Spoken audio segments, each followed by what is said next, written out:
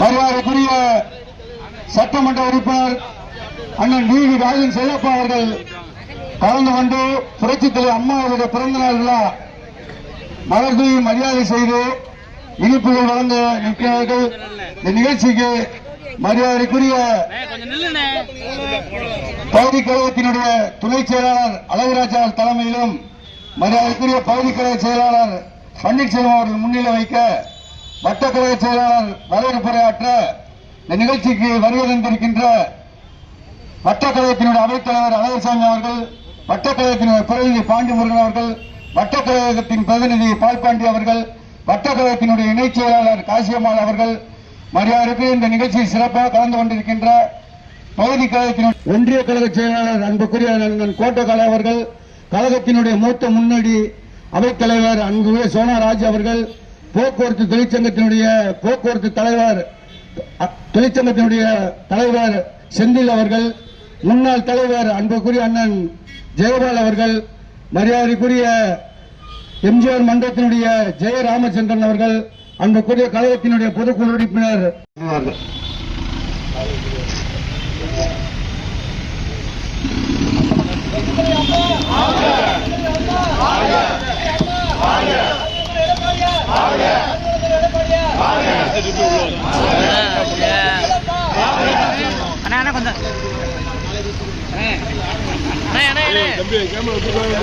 கீழே இறங்கு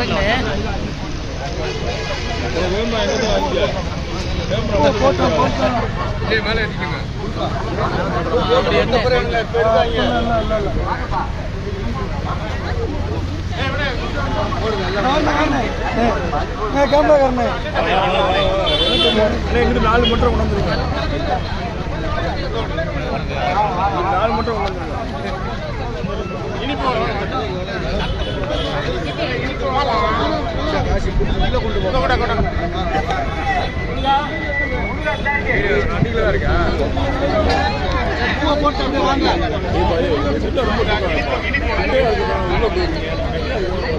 புரட்சி தலைவி அம்மா அவர்களின் பிறந்தநாள் விழாவில் நம்முடைய மாவட்ட கழக செயலாளர் அவர்கள் கழக நிர்வாகிகளுக்கு இனிப்புகள் வழங்கி மகிழ்விக்கிறார்கள்.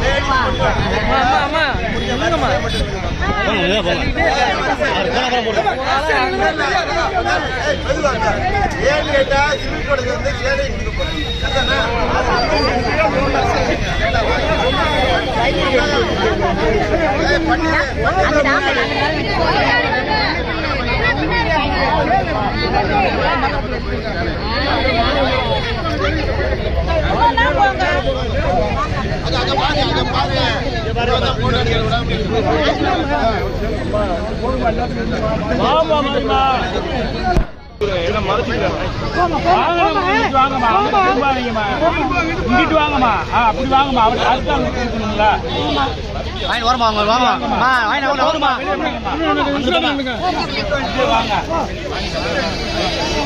இங்கிட்டு வா, இங்கிட்டு வா.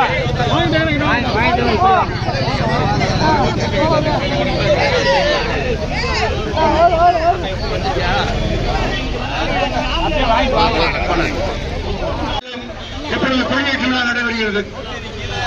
இந்த நிகழ்ச்சியில் வரவேற்புரையாளர் பசுப்பன் அவர்களும் கலைமணி கல் செயலாளர் கலைமணி தலைமையில் கொடியேற்ற விழா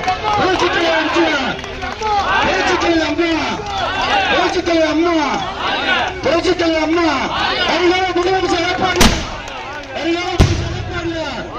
அண்ணா தொழிற்சங்கம் அண்ணன் எடப்பாடியார், அண்ணன் எடப்பாடியார், புரட்சி தலைவர் அம்மா,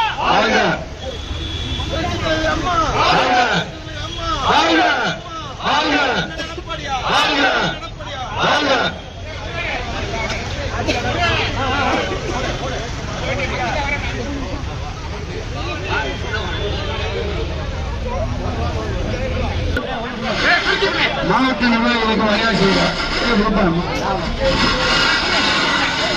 எடுத்து கொடுப்பா அப்படியே சக்கு சக்குன்னு.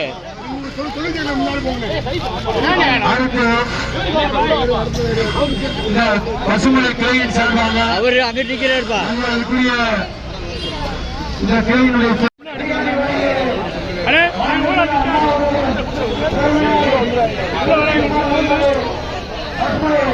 கொஞ்சம் நல்லா பின்னாடி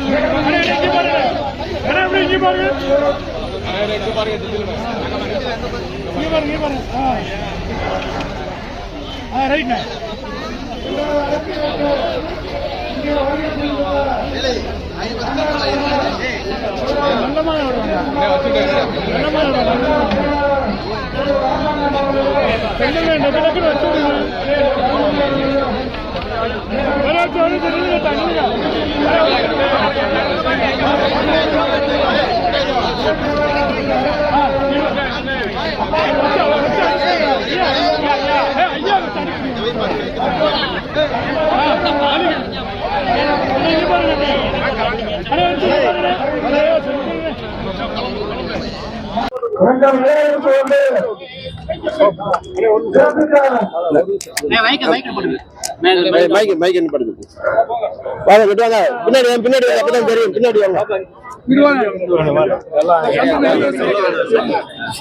புரட்சி தலைவி அம்மாவுடைய 78வது ஆண்டு பிறந்த நாள் பெருவிழா இன்றைக்கு தமிழகம் முழுவதும் மிகச் சிறப்பாக கிராமங்கள் தோறும் நகர்தோறும் மாவட்டந்தோறும் கொண்டாடப்பட்டுக் கொண்டிருக்கிறது. அனைத்து இந்திய அண்ணா திராவிட முன்னேற்ற கழக தொண்டர்கள் மாண்புமிகு கழக பொதுச் செயலாளர் அருமையண்ணன் எடப்பாடியுடைய ஆணைக்கிழங்க அனைத்து இடங்களிலும் ஏழை எளிய மக்களுக்கு நலத்திட்டங்களை வழங்கிக் கொண்டிருக்கிறார்கள்.